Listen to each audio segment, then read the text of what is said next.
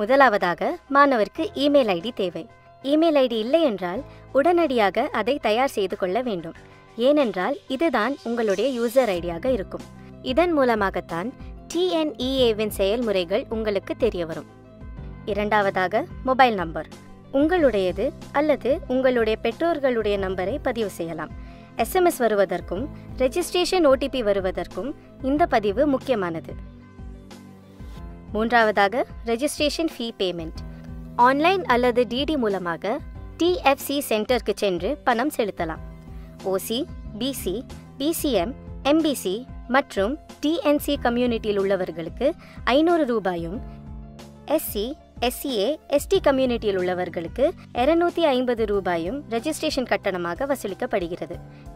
தேவையான டாக்குமெண்ட்ஸ் மற்றும் சர்டிஃபிகேட்ஸ் உங்களிடம் தயாராக இருந்தால் ஒரே நாளிலேயே ரெஜிஸ்ட்ரேஷன் செய்யலாம். எப்படி ரெஜிஸ்ட்ரேஷன் செய்வது என்று இப்பொழுது நாம் பார்ப்போம். முதலாவது உங்கள் ப்ரௌசரை ஓப்பன் பண்ணி tneaonline.org என்ற வெப்சைட்டுக்குள்ளே நீங்கள் நுழையணும். அதுக்குள்ளே பார்த்தீங்கன்னா உங்களுடைய TNEA வெப்சைட்டோட ஹோம் பேஜ் இருக்கும். அதில் கீழே பார்த்தீங்கன்னா click here for BE BTech registration அப்படின்ற லிங்க் இருக்கும். அதை நீங்கள் கிளிக் பண்ணிங்கன்னா அது உங்களுடைய ரெஜிஸ்ட்ரேஷன் பேஜுக்கு கொண்டு போகும். அதில் பார்த்தீங்கன்னா முதலாவது உங்களுடைய பெயரை கேட்கும். அதுக்கு அடுத்தது உங்களுடைய மொபைல் ஃபோன், மாணவர்களுடைய மொபைல் ஃபோனை நாம் இங்கே கொடுக்கலாம். அடுத்தது பார்த்தீங்கன்னா உங்களுடைய மின்னஞ்சல் முகவரி, உங்களுடைய இமெயிலை வந்து நீங்கள் டைப் பண்ணணும். உங்கள் இமெயில் தான் உங்களுடைய யூசர் நேம், அதனால் இரண்டாவது முறையும் அதை நீங்கள் டைப் பண்ண வேண்டியது இருக்கும். அதுக்கு அடுத்தது பார்த்தீங்கன்னா உங்களுடைய டேட் ஆஃப் பர்த் கேட்கும். ஸோ நீங்கள் பிறந்த தேதியை அதில் வந்து செலக்ட் பண்ணணும். அதுக்கடுத்து 2 கேள்விகள் இருக்கிறது. நீங்கள் +1 தேர்ச்சி பெற்றிருக்கிறீர்களா அப்படின்ற கேள்வி இருக்கிறது. ஸோ அதற்கு ஆம் இல்லை என்ற பதில் கொடுக்கணும். +2 என்ன கல்வியின் கீழே படிச்சிங்கன்றதை நீங்கள் தேர்வு செய்யணும். ஒருவேளை ஸ்டேட் போர்டாக இருக்கலாம், இல்லை CBSE இருக்கலாம், இல்லை ICSE இல்லைன்னா அதர்ஸாக இருக்கலாம். ஸோ அதை நீங்கள் தெரிந்து கொள்ளணும். அதுக்கப்புறம் உங்களுடைய பாஸ்வேர்ட் நீங்கள் கிரியேட் பண்ணணும். ஸோ பாஸ்வேர்டுக்கு பார்த்தீங்கன்னா ஒரு ஆல்ஃபபெட், ஒரு ஸ்பெஷல் கேரக்டர், ஒரு நம்பர் கட்டாயம் இருக்கணும். மினிமம் 6 கேரக்டர்ஸ் இருக்கணும். இதை வச்சு நீங்கள் உங்களுடைய பாஸ்வேர்டை கிரியேட் பண்ணணும். அதை கிரியேட் பண்ணிட்டீங்கன்னா அடுத்து கன்ஃபார்ம் பாஸ்வேர்ட் கொடுத்து சேவ் கொடுத்தீங்கன்னா எல்லா டீட்டெயில்ஸும் கரெக்டாக எழுதியிருக்கிறீங்களான்னு கேட்கும்.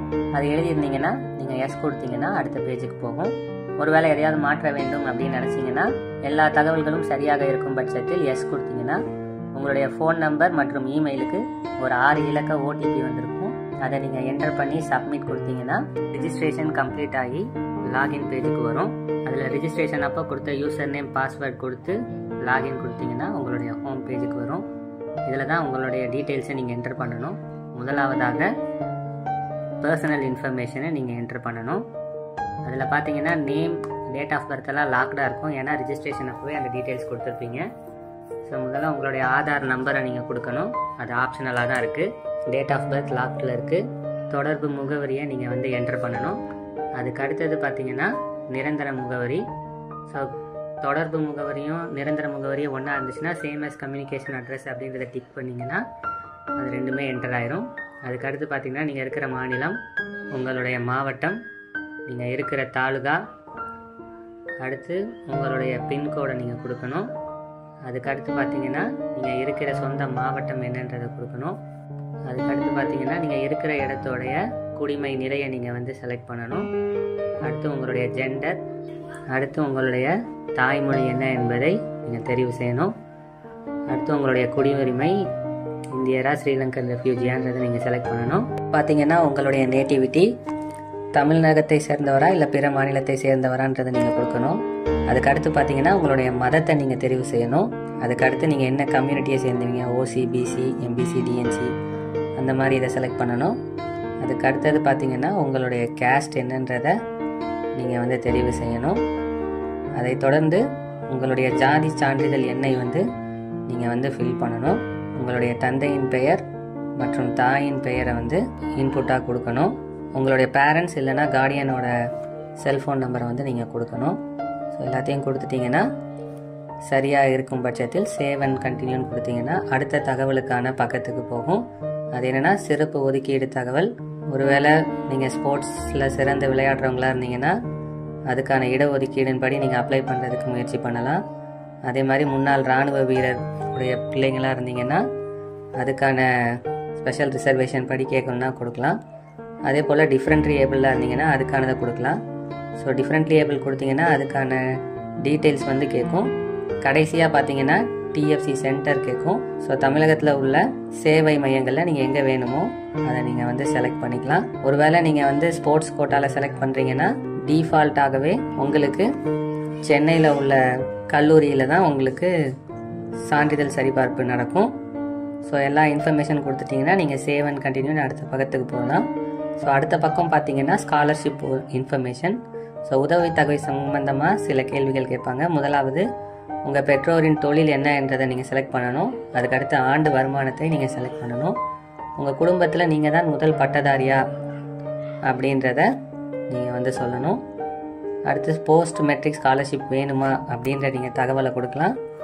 அடுத்தது உங்களுக்கு கல்வி கடன் பெற வேண்டுமா என்ற கேள்வி இருக்கிறது. சேவ் அண்ட் கண்டினியூன்னு கொடுத்தீங்கன்னா அடுத்ததாக உங்கள் பயின்ற பள்ளியை பற்றின தகவல் கேட்பாங்க. அரசு பள்ளியா அல்லது ப்ரைவேட் பள்ளியான்ற மாதிரி இருக்கும். அதை நீங்கள் செலக்ட் பண்ணணும். அதுக்கு அடுத்து பார்த்தீங்கன்னா பள்ளி இருப்பிடத்தின் குடிமை நிலையை நீங்கள் வந்து செலக்ட் பண்ணணும். அதுக்கு அடுத்து பார்த்தீங்கன்னா 8ஆவதுலேருந்து 12ஆவது தமிழ்நாட்டில் படிச்சிருக்கிறீர்களான்னு கேட்கும். ஸோ 8ஆவதுலேருந்து 12ஆவது வரைக்கும் தமிழ்நாட்டில் படிச்சிருந்தீங்கன்னா நீங்கள் நேட்டிவிட்டி சர்டிஃபிகேட் ப்ரொடியூஸ் பண்ணணுன்ற அவசியம் இல்லை. அதற்காக இந்த கேள்வி கேட்டிருக்காங்க. அதுக்கு அடுத்தது 6லிருந்து 8 வரை ஆர்டிஇ மூலம் பிரைவேட் ஸ்கூலில் படிச்சிருக்கிறீங்களா, 9லிருந்து 12 வரைக்கும் அரசு பள்ளியில் பயின்றுள்ளீர்களான்ற கேள்வி கேட்குறாங்க. அதுக்கு அடுத்து பார்த்தீங்கன்னா நீங்கள் 6லிருந்து 12 வரைக்கும் அரசு பள்ளியில் படிச்சிருக்கிறீங்களான்ற ஒரு கேள்வியை கேட்குறாங்க. 3 கேள்விகளுக்கும் எஸ் ஆர் நோன்னு நீங்கள் பதில் கொடுத்துட்டீங்கன்னா அடுத்து நீங்கள் 6ஆவதுலேருந்து 12ஆவது வரைக்கும் எந்த பள்ளிக்கூடத்தில் படிச்சிங்கன்றத ஒவ்வொரு வருஷமாக நீங்கள் வந்து ஃபில் பண்ணணும். ஸோ முதலாவது நீங்கள் தேர்ச்சி பெற்ற ஆண்டு, எந்த 6th ஸ்டாண்டர்ட் எப்போ தேர்ச்சி பெற்றீங்கன்னு செலக்ட் பண்ணணும். அதுக்கப்புறம் எந்த மாநிலத்தில் அந்த பள்ளிக்கூடம் இருந்துச்சு, எந்த மாவட்டத்தில் இருந்துச்சு, எந்த பிளாக்கின் கீழே வருதுன்றதை நீங்கள் செலக்ட் பண்ணிங்கன்னா அடுத்த இதில் உங்களுடைய ஸ்கூலோட பேரை ட்ராப் டவுனில் நீங்கள் வந்து சர்ச் பண்ணி செலக்ட் பண்ணணும். அதுக்கடுத்து பார்த்தீங்கன்னா நீங்கள் எந்த மொழியில் படிச்சீங்க அப்படின்றத செலக்ட் பண்ணணும். ஸோ இப்படி 6லிருந்து 12 வரைக்கும் ஒவ்வொரு கிளாஸுக்கும் நீங்கள் வந்து ஃபில் பண்ணணும். ஒருவேளை 6லிருந்து 12 வரைக்கும் ஒரே ஸ்கூலில் படிச்சிருந்தீங்கன்னா apply 6th standard school name to ஆல்ன்ற இடத்துல இருக்கிற செக் பாக்ஸை நீங்கள் செலக்ட் பண்ணிங்கன்னா எல்லா இடத்துலையும் அதே ஸ்கூல் நேம் வந்து வந்துடும். ஸோ ஒன்ஸ் நீங்கள் 6லிருந்து 12 வரைக்கும் உள்ள ஸ்கூலை ஃபில் பண்ணிட்டீங்கன்னா சேவ் அண்ட் கண்டினியூன்னு நீங்கள் கிளிக் பண்ணிங்கன்னா அகாடமிக் இன்ஃபர்மேஷன் பேஜுக்கு வந்து வரும். ஸோ அதில் முதலாவது நீங்கள் என்ன தகுதி தேர்வு எழுதியிருக்கிறீங்க, எந்த போர்டின் கீழே எழுதியிருக்கிறீங்கன்றதை செலக்ட் பண்ணணும். ஸோ அதுக்கு அடுத்து பார்த்தீங்கன்னா போர்ட் ஆஃப் எக்ஸாமினேஷன் நீங்கள் கொடுக்குறதுக்கு கீழே வரும். ஒருவேளை அதர்ஸ் கொடுத்தீங்கன்னா என்ன போர்டுன்றதை நீங்கள் எழுத வேண்டியது வரும். தமிழ்நாடு ஸ்டேட் போர்ட் மாணவராக இருந்தீங்கன்னா பெர்மனன்ட் ரெஜிஸ்ட்ரேஷன் நம்பரை என்டர் பண்ணலாம். அப்படி இல்லைன்னா உங்களுடைய ரோல் நம்பரை நீங்கள் என்டர் பண்ணலாம். அதுக்கடுத்து எந்த வருடம் நீங்கள் தேர்ச்சி பெற்றீங்கன்றதை கொடுக்கணும். 2025ஆம் ஆண்டாக இருந்துச்சுன்னா உங்களுடைய மதிப்பெண்கள்லாம் கேட்காது. ஒருவேளை பழைய வருடமாக இருந்ததுன்னா அது நீங்கள் உங்களுடைய +2 மதிப்பெண்ணை நீங்கள் குறியிடுற மாதிரி சொல்லும். தேர்ச்சி பெற்ற ஆண்டுக்கு அடுத்து நீங்கள் என்ன பாடப்பிரிவு +2ல் எடுத்திருக்கிறீங்கன்றதை செலக்ட் பண்ணணும். நீங்கள் எந்த லாங்குவேஜில் படிச்சீங்கன்றதை செலக்ட் பண்ணணும், தமிழா இங்கிலீஷா அதர்ஸான்றது. அடுத்து நீட் தேர்வு, ஜேஇஇ தேர்வு, இந்தியன் மேரிடைம் யூனிவர்சிட்டிக்கான காமன் என்ட்ரன்ஸ் டெஸ்ட், இது மாதிரி ஏதாவது தேர்வை நீங்கள் அப்ளை பண்ணினீங்கன்னா எஸ்ஆர் நோன்னு நீங்கள் செலக்ட் பண்ணுற மாதிரி இருக்கும். அதுக்கப்புறம் எம்இஎஸ் நம்பரை வந்து நீங்கள் வந்து குறியீடு செய்யணும். ஸோ ஒவ்வொரு மாணவர்களுக்கும் இஎம்ஐஎஸ் நம்பர் வந்து கொடுத்துருப்பாங்க. ஸோ 12ஆவதுல உங்களுக்கான இஎம்ஐஎஸ் நம்பர் என்னவோ அதை நீங்கள் வந்து என்டர் பண்ணணும். ஒருவேளை இஎம்எஸ் ஐடி இல்லைன்னா அதுக்கான நீங்கள் காரணத்தை குறிப்பிடணும். ஒருவேளை முந்தின ஆண்டுகளில் தகுதி பெற்ற மாணவர்களாக இருப்பீங்கன்னா சில நேரத்தில் இருக்காது. அதுக்கான காரணம் என்னன்றதை நீங்கள் எழுதணும். அடுத்தது உங்ககிட்ட நேட்டிவிட்டி சர்டிஃபிகேட் இருந்துச்சுன்னா அந்த நேட்டிவிட்டி சர்டிஃபிகேட்டோட நம்பரை வந்து என்டர் பண்ணணும். அது ஆப்ஷனலாக தான் வச்சுருக்காங்க. ஸோ 5 வருடம் தமிழ்நாட்டில் படிக்காதவங்க இந்த இடத்துல நீங்கள் ஃபில் பண்ணணும். ஸோ எல்லா தகவலும் கொடுத்துட்டிங்கன்னா சேவ் அண்ட் கண்டினியூ அப்படின்னு நீங்கள் கொடுக்கலாம். அடுத்து பார்த்தீங்கன்னா ப்ரீவியூ பேஜில் வந்து நிற்கும். ஸோ நீங்கள் இது வரைக்கும் கொடுத்த 5 பக்கத்தில் கொடுத்த தகவல்களை நீங்கள் ஒரு முறை சரி பார்த்து கொள்ளலாம். So personal information, special reservation information, scholarship information, school of study, academic information, இது எல்லாத்தையும் நீங்கள் கிளிக் பண்ணி செக் பண்ணிவிட்டு எல்லா தகவலும் சரியாக இருக்கும் பட்சத்தில் கண்டினியூ டு பேன்னு நீங்கள் கொடுக்கலாம். ஸோ கண்டினியூ டு பேன்னு கொடுக்கும்போது ஒரு வார்னிங் மெசேஜ் வரும். ஒன்ஸ் நீங்கள் பேமெண்ட் முடிச்சிட்டிங்கன்னா உங்களுடைய டீட்டெயில்ஸ் எதையும் மாற்ற முடியாது. ஸோ அதனால் இந்த ப்ரீவியூ பேஜில் உங்களுடைய தகவல்கள் சரியாக இருக்குதான்னு நீங்கள் செக் பண்ணிவிட்டு ஒருவேளை தவறு இருந்துச்சுன்னா பேக் பட்டன் கிளிக் பண்ணி நீங்கள் அந்த தகவலை போய் மாற்றிக்கொள்ளலாம். ஸோ எல்லாம் சரியாக இருக்கும் பட்சத்தில் கண்டினியூ டு பேன்னு கொடுத்தீங்கன்னா பேமெண்ட் கேட்வேக்கு போகும். ஸோ உங்களுக்கு பார்த்தீங்கன்னா 4 பேமெண்ட் கேட்வே இருக்குது. Canara bank, Indian Overseas bank, HDFC bank என்று. ஸோ உங்களுடைய கம்யூனிட்டிக்கு ஏற்ற மாதிரி ரெஜிஸ்ட்ரேஷன் ஃபீஸ் மாறும். ஸோ எந்த பேமெண்ட் கேட்வேன்றதை நீங்கள் செலக்ட் பண்ணிவிட்டு பேன்னு கொடுத்தீங்கன்னா அந்த கேட்வேயில் உள்ள பேமெண்ட் சைட்டுக்கு போகும். ஸோ அதில் நீங்கள் எதன்படி பேமெண்ட் பண்ணுறீங்க, டெபிட் கார்டா, கிரெடிட் கார்டா, நெட் பேங்கிங், யூபிஐ, ஸ்கேன், இப்படி எதுலனாலும் நீங்கள் கொடுத்து நீங்கள் பே பண்ணிக்கலாம். ஸோ ஒன்ஸ் பேமெண்ட் ஆயிடுச்சுன்னா உங்களுக்கு வந்து பேமெண்ட் சக்ஸஸ்ஃபுல்லுன்ற பேஜ் வரும்.